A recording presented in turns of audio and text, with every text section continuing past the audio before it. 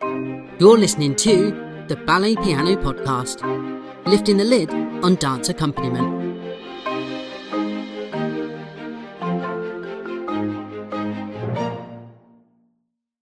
Hello, listeners, and welcome to this episode of the Ballet Piano Podcast.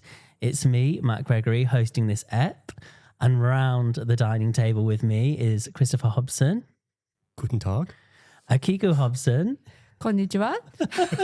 And our very, very special guest for this episode, Cynthia Harvey. Woo-hoo. Thank you. I was going to say hello in a different language, but I think Take your pick. I'll just say hello.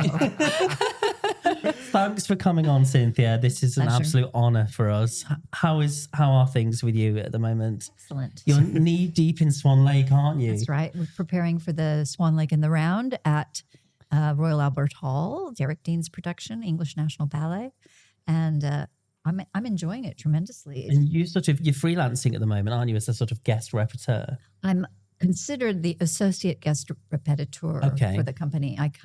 This year I've come 3 times for 6 weeks. Yeah. 6 weeks each time. So it's like a little family. I've gotten to used to the dancers and the staff, and it's been very nice. I like it. That's cool. So where did it all start then? Let's go right back to the beginning, if we may. As far back as we can go. It's a very good place to start. Well, I first saw ballet on television. In America, we had a TV program called The Ed Sullivan Show. Oh, I know. And the Beatles were on there, and Yeah. Margot and Rudolph did the Corsair, and I wanted to be her. And the rumor from my parents was that I stood in front of the TV trying to imitate. I was 3. And my mother, in her infinite wisdom, said, that doesn't look anything like ballet. When she's old enough, if she still wants to we'll take her to a ballet studio. There was one just down the street that did tap acrobatics, baton twirling, very American. Yeah. And did you grow up in California? I did, Yeah, in so that's Northern where California. Yeah. North of San Francisco. Yeah. And my sister and I were entered, I probably was about 5 or 6, into this little local ballet school, Miss Wanda's. And evidently I was too small. I could hardly reach the bar. And that's made me want it even more. Give me a challenge. And I'm like, I need to overcome it. And then we had to quit because the cost became a little too much. And then I went, a couple of years later, my mom put me in the summer Parks and Recreation, YWCA, keep the kids during the summer busy. And that teacher said, Mrs. Harvey, your daughter is bored. She picks up the combinations quicker than the older girls. And there's a really good teacher in town. Here's her name. And so that was the introduction to the really nice Mrs. Christine Walton, who I adored. And I stayed with her till I went to ABT with a couple summers out in different places, So she was also dancing professionally. So she had a family, but she didn't have girls. And I was sort of like a surrogate daughter. She would really take good care of me. And my mother was notoriously late picking me up after class. So she would keep me and we would just work on one step, like just brise, proper technique. And she would just keep me until my mom finally picked me up at least 45 minutes after everybody else left. So I benefited from that extra time and that extra. And did you know early on that you wanted to take it seriously? At what point do you go from it being fun? We performed, and I had some traumatic performances. My mom was working full time and she couldn't participate in some of the community work of getting the show on the stage. And yet I got a featured role in this little town. And the girls hid my costume. It was Midsummer Night's Music, but it was called Christopher Caterpillar. And I was a firefly. And I had a little pointy hat and wings and a leotard. The wings went over the holes. The wings came out of the holes. Well, they hid the leotard. And the music, I could hear the music. And fight. Yeah, they were jealous. Right. You know, the worst part is I still remember their names. And they are. No, I'm joking. Well, the good part is I had the career. Yeah. So, you know, sweet revenge. I went on stage with just tights, and I was 11 years old.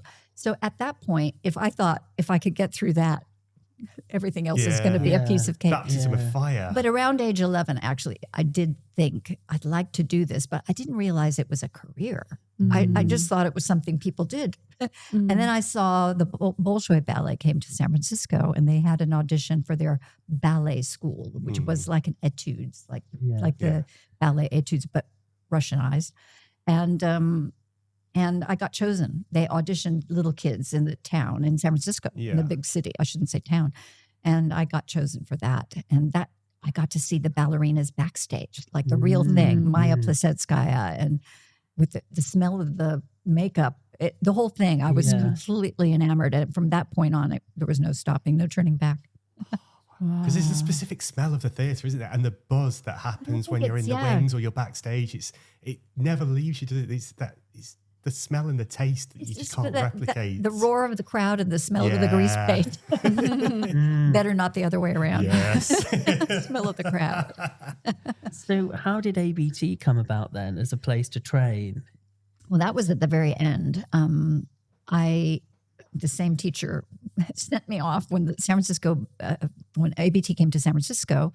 She knew somebody in the company, and she said, I have this student who's, we need to get her out of the small town of Novato, where I was growing up, to put me with other competition, because otherwise I was kind of training against myself. I didn't know from other people. Yeah. So although I did the regional ballet movement in America, there's a Marin Civic Ballet in the Pacific Northwest. But I ended up then, I auditioned, and Patricia Wilde, who was a ballerina with New York City Ballet and later ABT, she was at that point ballet mistress for ABT.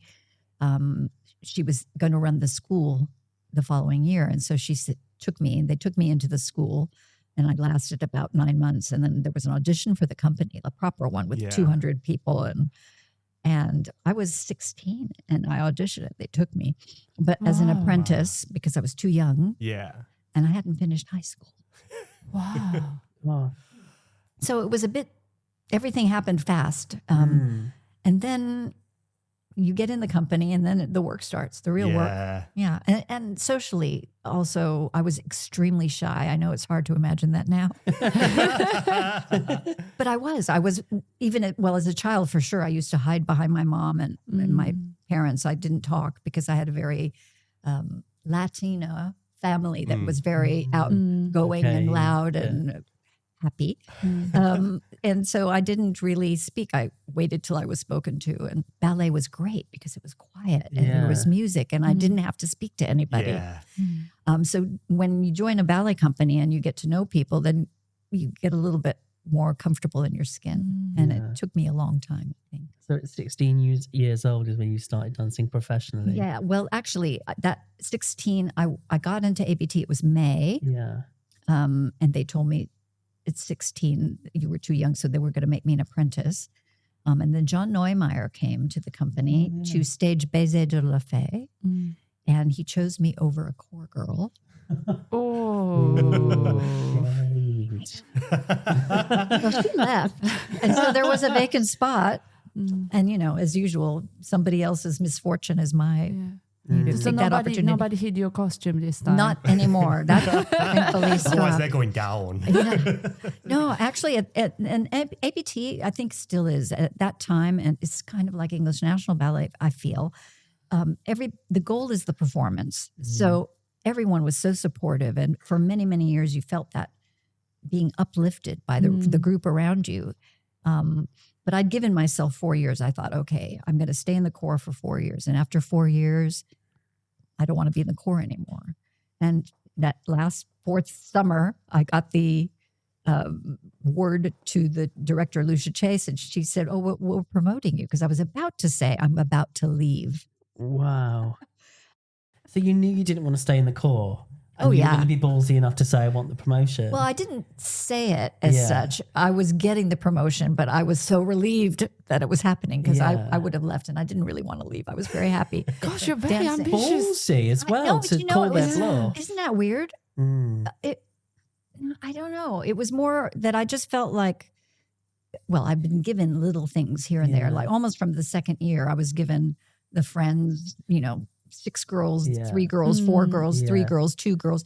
And then the third and fourth year I was doing peasant pas de deux and I thought I should, I'm putting in the work. Yeah. Nice if I could get the reward. But I was really green when I joined. So it was good that I had the time. And we toured 17 weeks. We'd go in December, we'd leave in December and we wouldn't be back till April. Wow. On the road on the road. And people brought their pets. We were a zoo. Oh, gosh. But it was chartered flights for a great deal of it and trains and buses. And it was insanity, but it was great fun. And you get to know people. The touring life, especially when you're younger, it's fantastic, isn't it? It's so much fun. And where else would you get to go? I mean, we did a big world tour. We went to Romania and Hungary and Vienna and, Munich and all. I think it was 1976, sort of my second year in the company. And we did performances on the days off for the ambassador and his wife, or, there were like ambassadorial things we had to do just to make good with the countries we were visiting. Yeah. So can you remember the ballets that you were doing around about that time on those tours? La Bayadere, Act 2, which was the Shades. Yeah. We didn't do the full length until 1980, and I was first girl out. So, you did that's the whole 39 thing. hours straight. First one on the ramp. that was in the 17-week tours for several years. That's another reason why I wanted to be promoted. I cannot do this for 4 more years. Oh, Lord. 8 years of this. So that was tough. But Bayadere, Etudes, Pillar of Fire. Yeah. Graduation Ball. Wow. Yeah, so many ballets. And then eventually in 1978, Misha had Don Quixote and I was a flower girl. So I was doing, at that point, I started doing sort of soloist roles, one of the 2 bridesmaids and Peasant Pa. Wow. Giselle. Can you remember that promotion to principal? Is that a day you never forget? You don't have to. It's not a test. I don't feel. It's funny because the things that I remember, there's a whole period in the 80s, and I did not do drugs, but I don't remember it. And I think it's because I was performing so much that all I could do was cope with that. Like inside of the theater, the hotel, and home. Yeah. And there's probably from 1980 to 85. It's like I can't even tell you. Because you were so busy. I think so. Yeah. I'd like to hope that there's nothing else really serious going on. Well, But you've been, go on, sorry. But you've been like always like ambitious that you wanted to be a principal eventually. Yes. I don't think I said it to anybody. I just, what I wanted to do was, I wanted to get better. And I didn't think standing in the corps was going to get me better. I wasn't going to be a better dancer. And I started dancing because I wanted to be that princess. Or I wanted to be that person. And when you're in the corps, you don't get to be the princess or the, the love interest, or you're basically the frame, the picture frame. So, which is an honor. There's no doubt about it. But once you learn, the music, once you hear the music to Romeo and Juliet or Swan Lake, you're not going to want to just stand on the sides. No. I didn't anyway. So it was ambition, but not like, I don't feel like it was the kind of killer ambition. It was, you got a role and you worked on it until you could feel like you presented it. And after a certain amount of time presenting it consistently at a decent level, then you thought, okay, I can move to the next level. But at least that's how I always wanted. Because like starting off in the corps then must be absolutely fantastic training. It is. Because you know exactly what's going on with the ballet, literally from the ground upwards, from the bottom upwards. I think it's so important. It's, even the most talented prodigy should spend time in the corps. Even if it's 18 months, you learn the ballet, you learn the importance of the group around you, and you get their sympathy and support. When I did get promoted, I remember more my promotion to soloist than principal. I'm just trying to get the dates straight because maybe it was the other way around. Maybe it was principal. But the Corps de Ballet sent me flowers to say, you gave us hope, because from the inside, they stopped bringing people from the outside. And they actually, I was the first person they promoted in, I think, 4.5, 5 years. Wow. Oh, From wow. within, instead of bringing in, they were right, because none of us were ready Yeah. to have to bring in other people to do the soloist part. So it was when I was promoted to soloist. And I just did Key Tree. And I think that was they kind of went, she's doing the work. She's putting in the work. So there was no resentment, Credit where credit's due. And you're all friends Yeah. as well, and you're supporting it. Exactly. And they knew that, if I could do it, so could they. Yeah. So I think that's why they were very supportive. And you get a ballet like on cue, and there's clapping and snapping and energy. Yeah. So, and that was my first full length. Yeah. So And when you were at the heights of principal dancer, who did you do your ballets with mostly? You presumably had more than one partner. I had a lot of they never paired me with anybody in particular, which to my sort of sadness, I feel bad about that, because I would have liked having a relationship. There were periods in different ballets where I danced with different people. There was a man who's now a ballet master at the Dutch National Ballet, Guillaume Graffin, and I danced a lot with him when he finally came. I did all the romantic ones like Manon, and I did Giselle with him. I did Swan Lake with Fernando Bojones and Kevin McKenzie and Mikhail Baryshnikov and Alexander Goodenough, and all these people way before my reading time. off Matt's fantasy dinner list here. Shall I just name drop? If you can drop as many names as possible, that would be amazing. I mean, I think back now, and I'm so fortunate to have those people.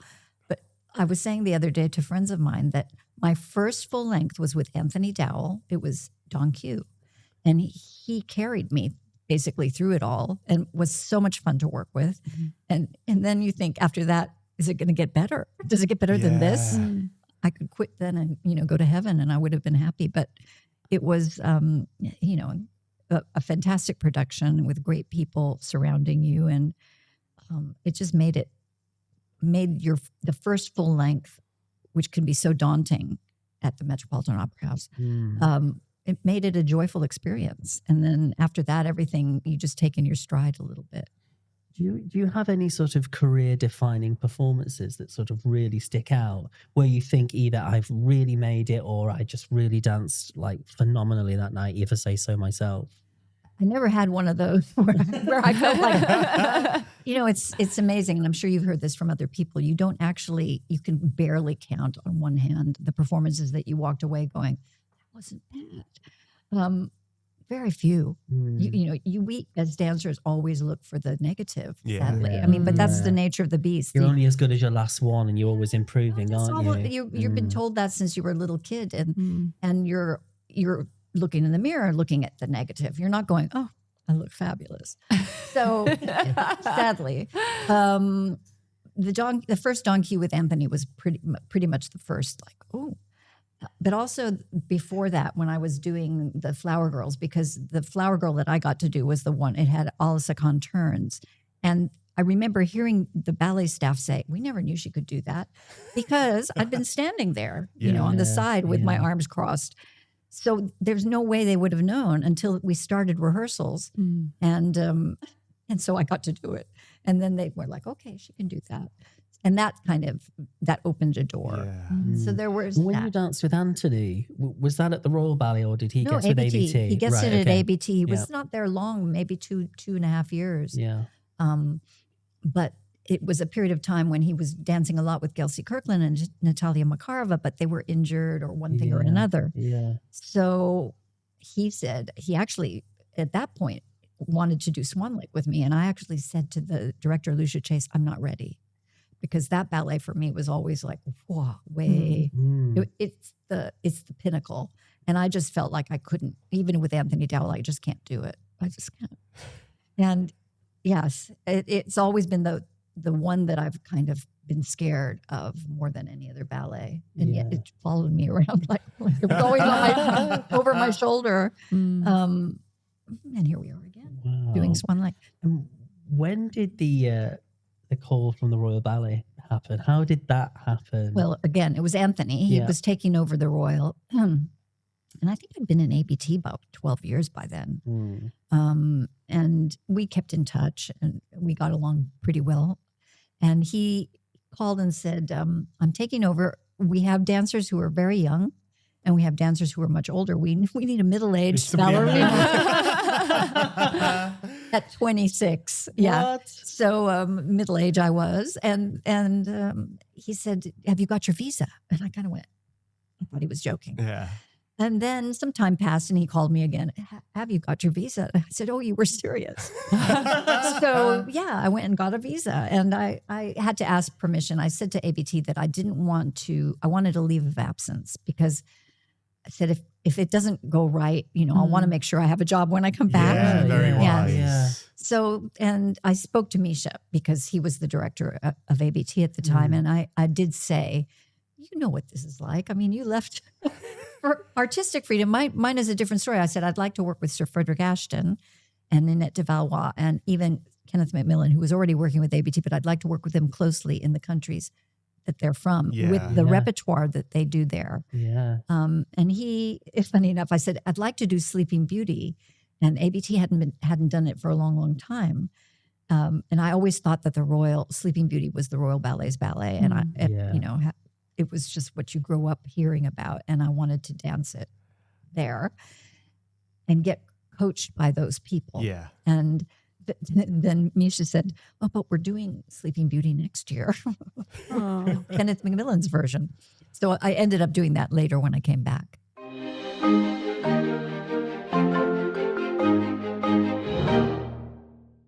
So Cynthia. That was pretty dramatic. That's the thing that we do. What's the thing that I do anyway? So you're at the height of your career as a principal dancer. And this is the question I ask all dancers that have been on. At what point do you know it's time to stop? Or how do you get to that point? Or how did you decide to retire? Or I'd always said I don't want to dance when people are going, she should be off the stage. I started wanting to stop at around age 30. It was really strange. You know what it was? It was not so much the body giving out at that point, not at 30. Yeah. It was people telling me what I should do with my day. I didn't like being like somebody else. I felt like a puppet. Like whatever somebody else wanted me to do, I had to do. And it wasn't my own life. I felt like a child. And about 35, I was, looking around. And I got married and I wanted a family. And my husband was living here in the UK and I was living in America. It wasn't going to happen very easily.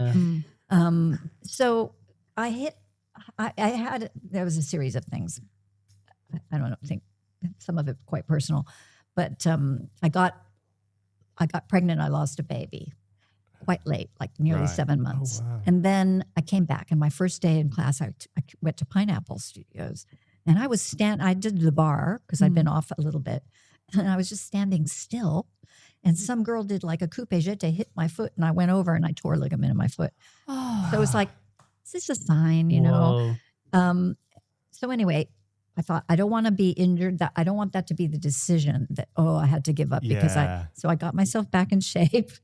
And then I had a series of guestings at the end of the year. I think I was doing Don Q and a Nutcracker and then I had a guesting in San Francisco, which is kind of home. It was more home than New York. Yeah. And I was in San Francisco. It was Fledermaus. And in the party scene, the conductor was going to have dance. So there were two couples dancing. I did third act of Sleeping Beauty, which I always loved to do. And then there was some ballroom people and show people dancing. Party scene. That was that. And I just thought about, they're having a New Year's Eve party in San Francisco, costume party on New Year's Eve. I will make that my last performance. And so I called up ABT and I said, I'm not coming back. And they were, don't you want to have a farewell performance? And I said, not really. No. I think I'm done. Yeah. I'm done. And especially because after being off for, I don't know, 11 months or something crazy. Yeah. The next thing they wanted me to come back to do is Sleeping Beauty and Theme and Variations, which, Whoa. the hardest. So I just thought, rather than come back and dance badly and then can I have another farewell performance? I just thought it's time to stop. Yeah. And was this sort of mid-30s, did you say? I was 38. Oh, okay. Yeah, finally. And that was plenty of time. And I started feeling like I was dancing small. Yeah. I had a bone that I'd chipped as a child running away from boys. And I jumped into the swimming pool thinking it was the deep end and it was shallow. That bone was fine up until I think I was 33. So for the last 5 years of my career, I had this chip bone in my right foot. So I couldn't really stand on point properly on that foot. I was back. Then it started swelling. They had to take liquid out of it all the time with it, aspirate it, what do you call? And it was took the joy out. Every 4 days I'd have to go in and get preoccupied by that, aren't you? And things started to hurt. And I thought, you know what? I'm dancing small. I'm dancing carefully. I didn't want to dance carefully because I always liked the big movement and moving was what I loved the most. So I just thought, you know what? I'm not going to get better. And I did far more than I ever anticipated I would. I mean, as ambitious in my heart that I was, I had no idea it would ever happen, really. And so I thought, good while you're ahead. And as a professional dancer, do you feel your technique decline? Yes, I think so. I mean, if you've got to be blind. There's an optimum peak age, isn't there, when you're physically fit? Yeah, but I mean, everybody's different. Every body's different. Yeah. I think part of my repertoire, which was a lot of jumping, it's hard on the back and you have to have a certain amount of strength. There's not a lot of suppleness when you're... And especially then, the physiotherapy and all the things that they're doing now, we didn't have. We were dancing on hard floors and we didn't have, half the stuff that those kids now have. Yeah. And the dancers have. It's a huge support network outside of the studio, absolutely. isn't there? In many places. Yeah. The Royal Ballet is a perfect example. And E&B has a pretty good system in place with pools and what have you. And so I just thought, when you start to feel like you look stiff, and even if maybe you don't, I would rather somebody say, "Oh no, it's too soon," than to say, "On you for stopping." Don't consider it a year ago, darling. It's a shame you didn't do it sooner. Can you remember that farewell performance? Yes, that I remember. In San Francisco. San Francisco was third act Sleeping Beauty. The conductor, and it's terrible because I did have his name and now I've lost it. He stopped the performance and said, "This is Cynthia Harvey," because I was from the Bay Area. This is her farewell performance, and I had invited my teacher and my sister and all these people to come watch. And so he announced it, and then they brought me flowers and on the stage, and I was laughing. I thought it was funny. End of the performance, I was dancing with Wes Chapman, and he said, "I thought you'd cry." And because I'm a real blubber. I cry when I'm happy. I cry when I'm sad. I cry watching little kids on TV and whatever. No, I was so happy. It was such a relief that I could wake up in the morning with a pain in my neck and not worry that it was going to affect my performance. And from that moment, I was like, phew.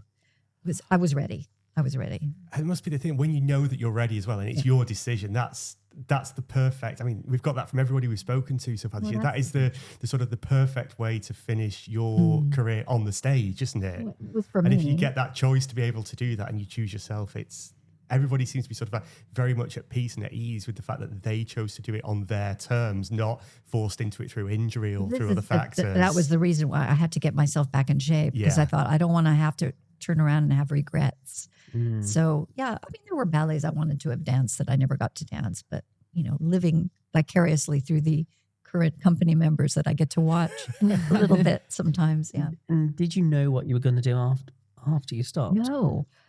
Talk about, and I'm not a person who just I think about things a lot. I'm not just like a free spirit. Yeah. And I didn't know. It's funny. And it was a little bone of contention at home. Like, well, you're not going to earn any money? Yeah, well, I may eventually.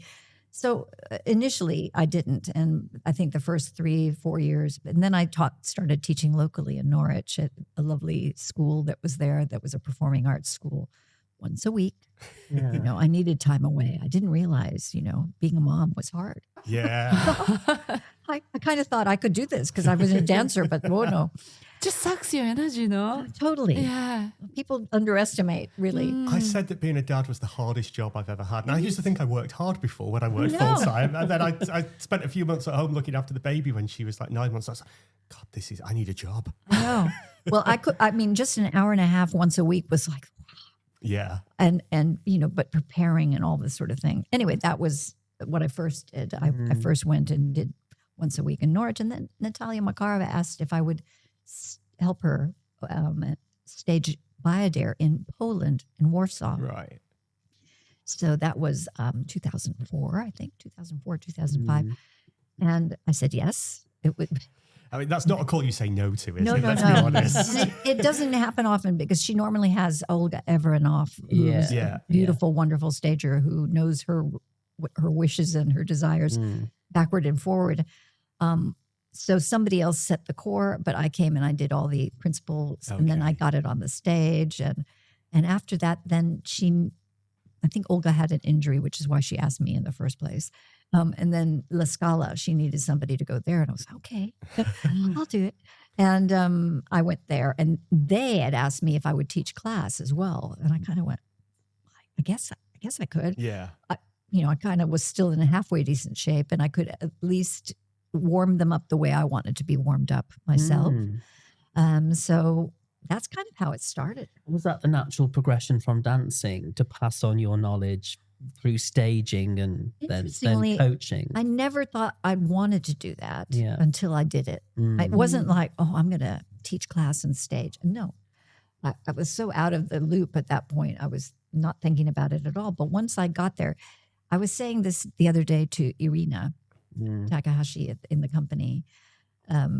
There is an instant gratification seeing somebody you're coaching or giving a correction to take that right away. That's almost better than when you're working on your own body and you're trying to accomplish something, because that takes a lot of time, and you have to be patient with yourself, otherwise you go insane. But there's something about seeing that right away, the accomplishment that is joyful. And I think that's what kind of addicted me to. Yeah. Right, your little pearls of wisdom make them better. Which I only got from somebody else. Yeah, It's not like I'm not this wise sage, but the oracle.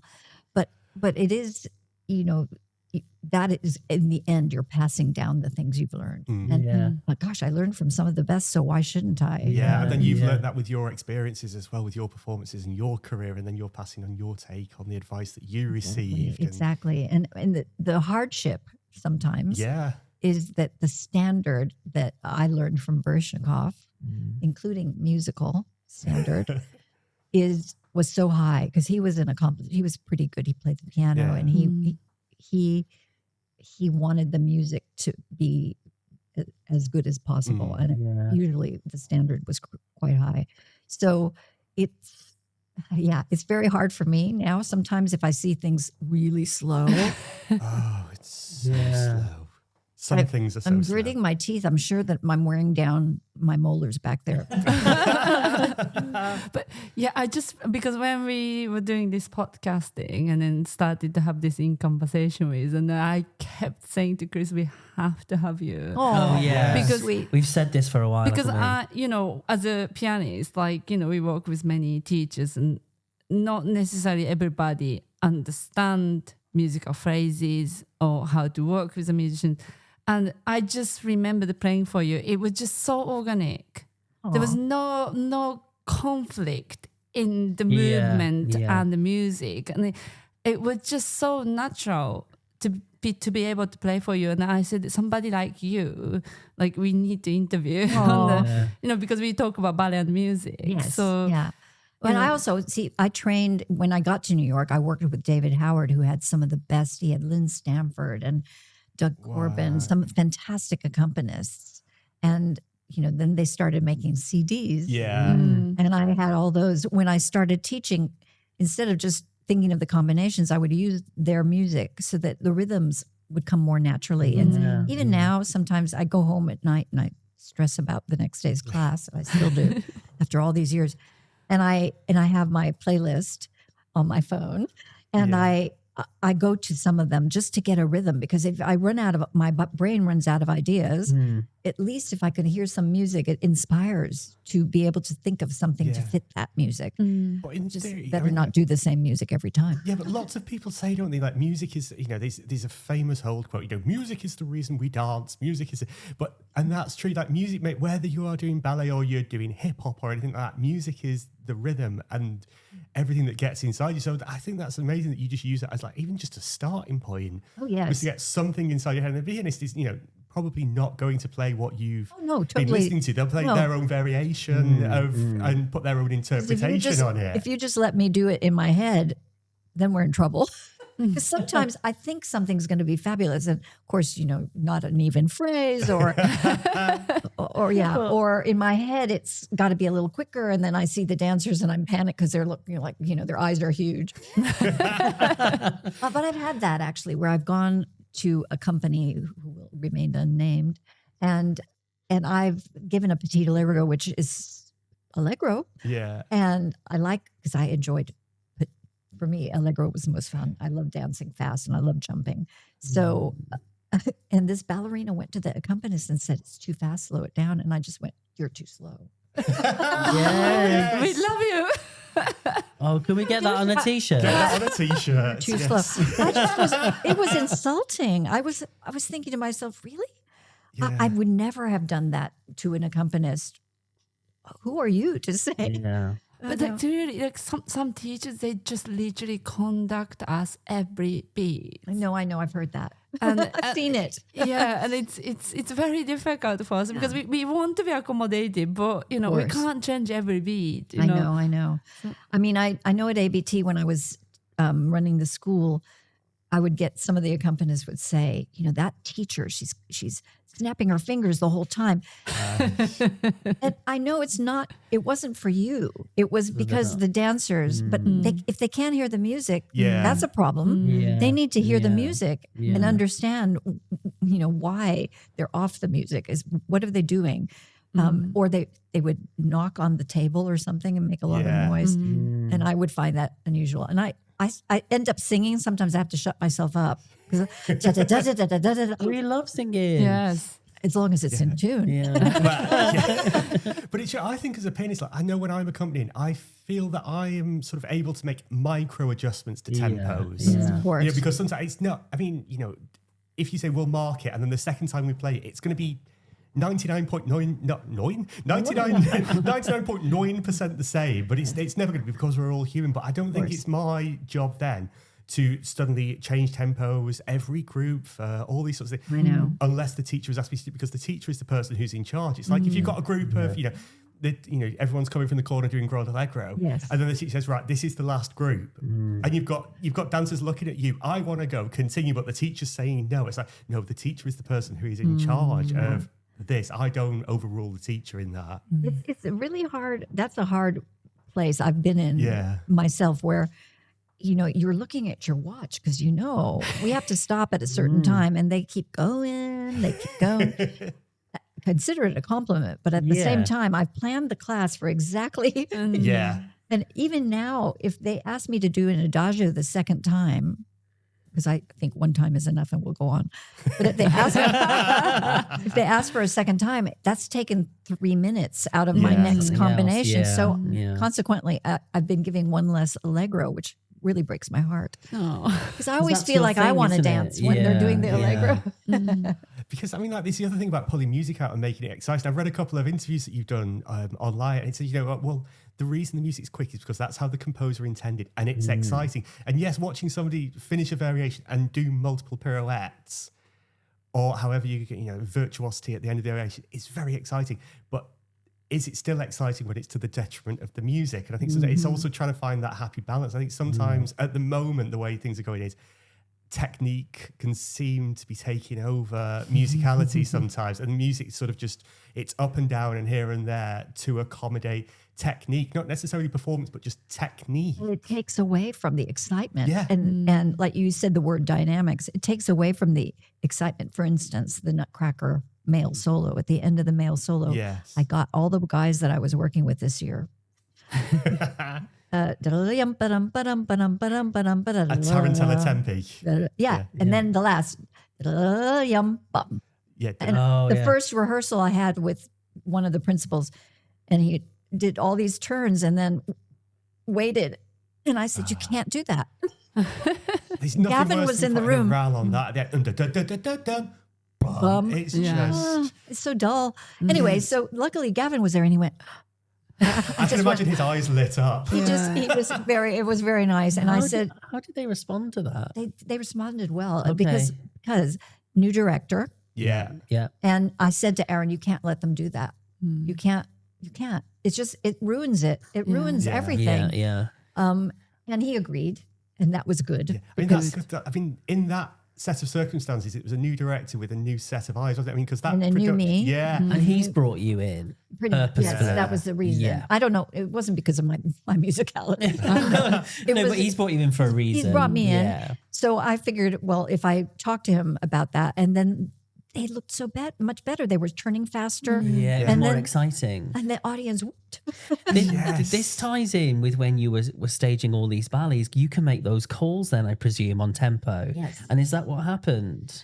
When you can make those decisions, you tighten up where it needs to be. And You'd like to. Yeah. I mean, and I always try to take the advice of a conductor. I don't know music. I mean, I played piano as a child for like 2 minutes.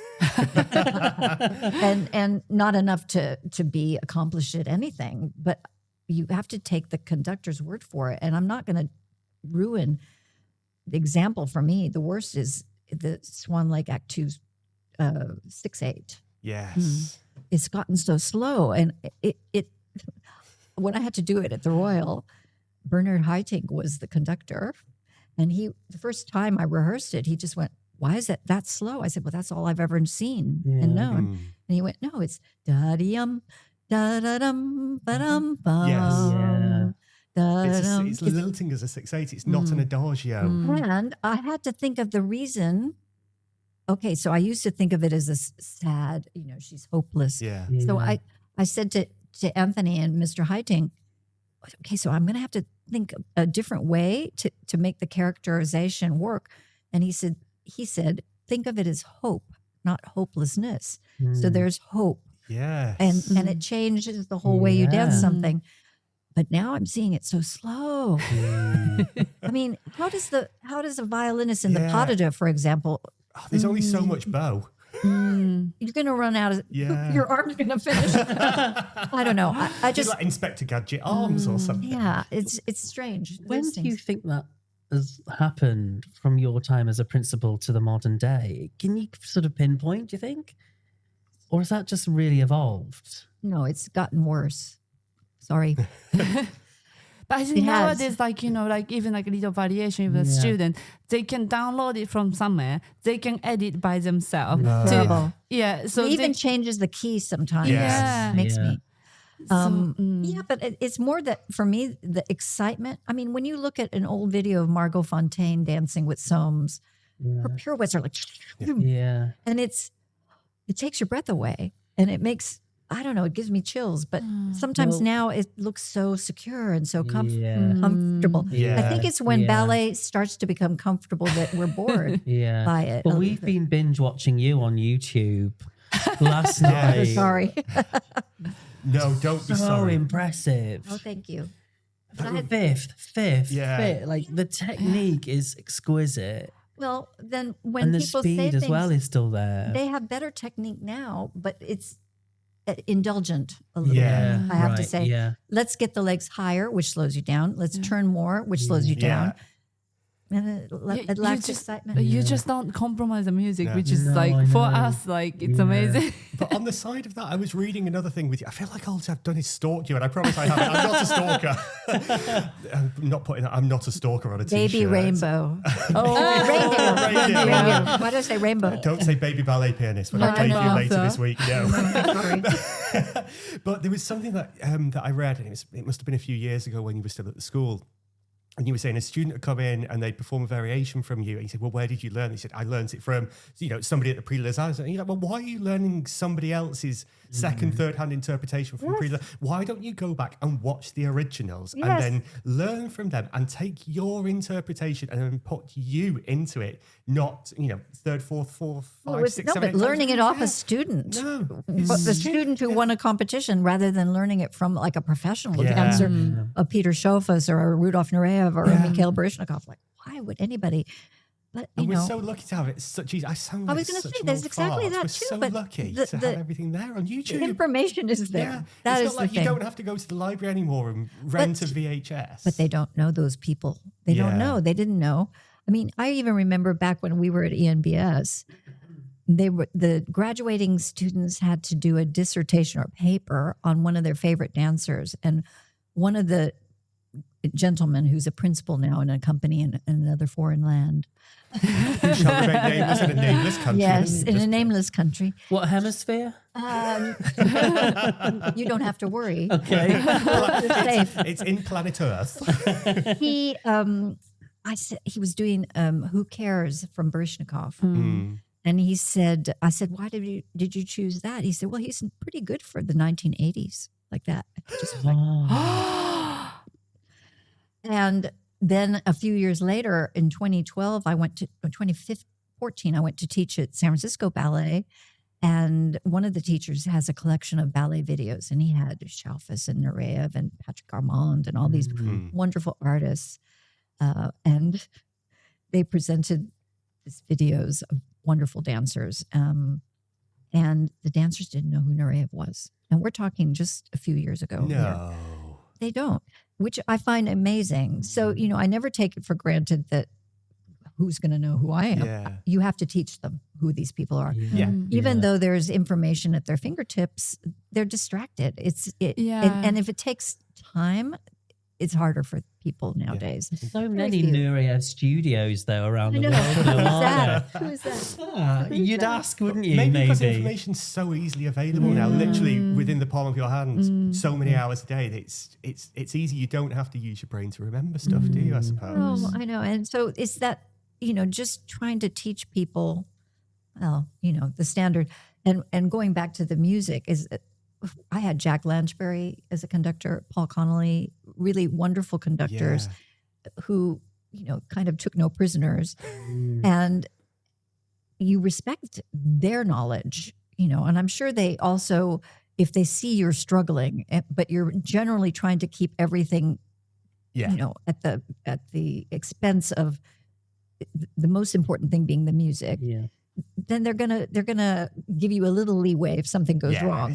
But if you're exaggerating all the tempi, and then I'm sure they're probably like, I don't need to bother watching. Why bother? Yeah, I mean, there's only so much a conductor can do because the music's got to flow. These 80 people in an orchestra can only give so much, and it takes the time to communicate, doesn't it? If you're on the box to everybody in the orchestra, and if the couple on stage are being, let's say, loose with the tempi or pulling it around, then it must be very hard for a conductor. To go back to Akiko's, her question about when did it happen? When did this all start? And how? I think it's ballet people, ballet masters, ballet mistresses, or we have to say repetitors nowadays. Yeah. I think without the education of understanding that it's about the music, that we respond, we are to... our bodies are representing, we're the instrument. We're another instrument. So you're supposed to reflect the music. I don't think that we're leading the music. And I think a lot of ballet staff don't see it like that. And they get away with it. And sometimes I've heard from friends of mine who are conducting that they have dancers stated, or ballet staff say, oh, but that's not how we do it here. We take it, you have to stop. You have to take it slower. You have to... And what is he supposed to do, or she, the conductor? What are they supposed to do? They're supposed to go their own merry way. No. So, it's always a compromise, but then it's compromise sometimes too far. Exactly. It's got to be symbiotic, I think, hasn't it? I mean, sadly, I'm not staging ballets. But when I have rehearsals and I know what it should be, then I'm pretty, I say to them, I'm sorry, it's boring. You're boring me. I like that quote. Don't bore me.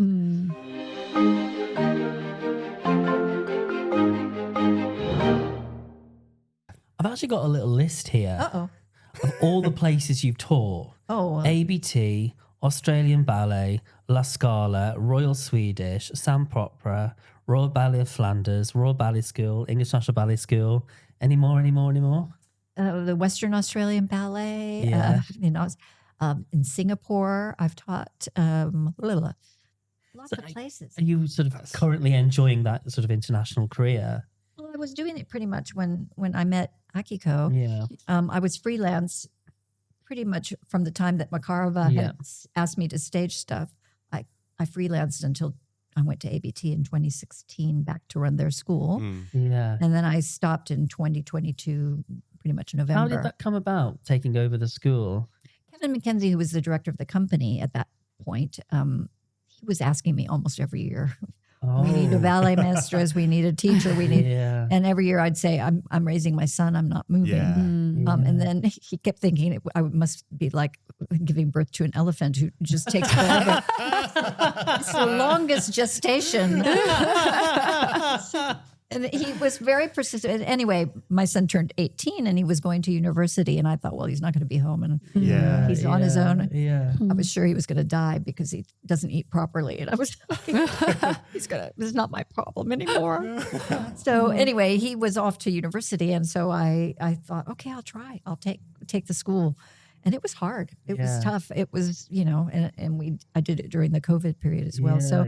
And I came back because COVID was also the motivator. I thought, I don't want to be all on my own in New York City. Yeah. If something goes wrong, I'm totally by myself. Or if something goes wrong in England, I'll have missed that. I don't want to be that far away. And my sisters, my friends are getting older, my family getting older, and I'm not there for them. And all these years I've been dancing or teaching, and I've been traveling, and you have a contract somewhere, so you're not going to give it up. But people start to die. It's that price you pay, isn't it, for hitting the top? I don't know if it's just hitting the trade-off. The occupation. Yeah. You're always, again, at somebody else's mercy.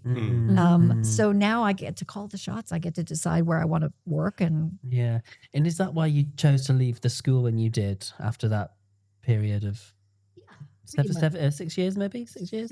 A little over 6 years. Yeah. There was a lot of reasons, but that was one of the main ones, I think. And I missed England. Go figure. I've never felt like I was a New Yorker, never felt comfortable in New York. It says online as well that you wanted to get the school off of line and back into the studio as a sort of legacy for yourself, which is just wonderful. Well, I wouldn't have done that to the kids. I mean, that couldn't have. It was terrible. As it was, we had to add a top level because those 16 or so students didn't get to audition that year for anything. So we kept them another year so they could get in shape to audition. Amazing. Every single one of them got a job. I was so happy. Yes, what a way to go. That's not a bad legacy, though, is it? Especially after those horrible times that we all experienced. That's a loving good legacy. I walked into the studio the first day back, and we were all still in masks. And I looked around the room, and I'd forgotten how talented they were in real life. And I started to cry. And they were all looking at me. And I said, well, you all know me well enough. Again, there she goes again, Miss Harvey. And it was terrible because if one of the students start to cry, I cry. I can't. And I'm supposed to be strong for them. And I'm like, whoa. Oh, no, you say I'll cry at the sad music on X Factor. I'm pathetic. Akiko looks at me like I'm a loser in the corner. I'm the same. Because you care. Well, I think I put myself in the position of what it would have felt like to me. Of course. And, I might have forgotten a lot of stuff from the 1980s to the 80 to 85, but I remember the feeling of wanting it so badly. And that's still, surprisingly, still there. And where are you based now? I'm based in the UK? In Norwich, yeah. I'm based live in Norwich? I live well, not in the city. I'm outside of the city, in the countryside with sheep and cows and squirrels and pheasants and all that kind of Still thing. a relatively short drive to the coast then. About 40 minutes. Yeah, it's really nice. It's very pretty. I got to see the Aurora Borealis. Sweet. It was so nice. I got photos. Just a little drive away because I'm inland, and I wanted to be at a place where there was nothing blocking my view. So my son drove, and we went out to the countryside and found a field and pulled over on the side of the road and just got the sky. Very, Norfolk's known for its sky, big open sky. I went to Reykjavik for a week and didn't see the Northern Lights. Well, if you want to know something funny, is I booked Reykjavik the week before. Okay. Thinking I'll never see the Northern Lights unless I go there. So I booked a non-refundable trip. And then I see them in the UK. And then how many times is it clear that we can see anything, let alone, a comet would have been nice, but that was extraordinary. Yeah. Because we missed it, didn't we? We missed it, yeah. And then my son was desperate, and he woke up until 1 a.m. next day, tried to see it. Well, you wouldn't see it here in the city, I don't think, very well. Some people did. Some people saw it, yeah. But people have to turn their lights off so you could really look outside, and you couldn't see it with your naked eye. It was beautiful. Like with my iPhone. See, they do have some uses, those little handheld things, don't they? They do. That's about it. Yeah. And phones. So, what's next for Cynthia Harvey? If the work takes you there, you'll go for it if you want to, or if I have to say, I'm thinking to do less and less. Yeah. And it's not because I don't love it. It's because I've come back to the UK to be at home. Yeah. And I have this dream of buying a place in Spain. And I need to make it happen. Yeah. I can't make it happen if I'm working, and I don't have time. And there are things in my apartment, if I'm gone 2-3 weeks somewhere and I come home for 7 days, it's torture. All that mail I have to answer. And there's things that are falling apart that you have to fix. And it panics me a little bit. So I'm going to try this. This past year, I've done way too much, and I'm going to try to slow down a little bit. And I want to just get myself in shape. I need to. You're in fine shape. Thank you very much. That's nice to hear, but not aerobically. So, I go up some stairs, I'm out of breath. I shouldn't. You need to get in better shape as you get older. Trust me. You're not giving me anything to look forward to. I know. But I keep thinking in my head is if I get in a better aerobic shape, then everything else will be easy. It won't be so hard, life. And You'll be getting in a tutu and going on next week. That's not going to happen. That was one of the happiest days of my life was not having to sew shoes anymore. Yeah. It was so. And do the ribbons with the lighters and things. Yes, all of that. True maintenance. Yeah. But if EMB call you, you'll come back. Oh yeah, I have. Have you got things lined up? I've got things lined up for next year. Fantastic. So that's good. Yes. That's good news for us. But I then need you all to come and play. We'll be there. Get to play for you. We'll be there. I had such a great time. Akiko was one of my favorite all-time accompanists. You were my favorite teacher.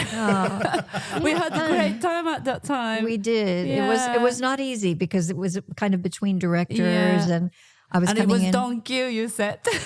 Oh my gosh, that's true. We also did Les Rendezvous and Napoli in the time. Yeah. So were you teaching there or just guesting? Yes, guest teaching. Okay.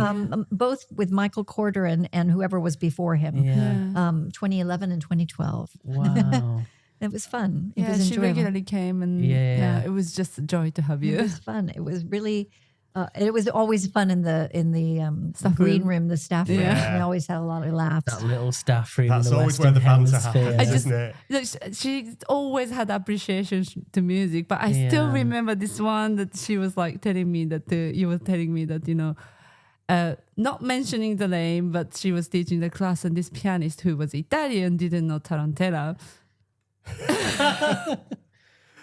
How is that possible? That's like an American not knowing what a cheeseburger is. And this story just stuck in my head for like many years. Yeah, not easy that. Well, what could I say? Life's little challenges. We're not perfect, none of us. So Just before we sign off, okay. if you could give some advice to your 18-year-old self, what would it be? Ooh, well, probably don't worry about what other people think so much. So much. Just get on and do it. Yeah, just do it. Yeah, because I think I really, every little thing. What are they going to think? I think if I get upset, they're going to think I'm weak. If I don't get upset, they're going to think I'm too strong or I'm not vulnerable. Yeah. Every little thing. Yeah. And I think at some point you just have to own it and just go, I'm doing this because it's the right thing and not worry about everybody's thinking. Yes. You just really worry about yourself and concern yourself with what you're doing and stop thinking about everybody else. I think that's a great life lesson. I think we should all take some of that advice. T-shirt. Get that T-shirt. Get that on a t-shirt. Cynthia, thank you so much for doing this. Thank you so It's much. been a Thank you. pleasure. Oh, thank you. Thank you. Thank you. So we're going to say in different languages goodbye now? Merci beaucoup. Ciao. さようなら。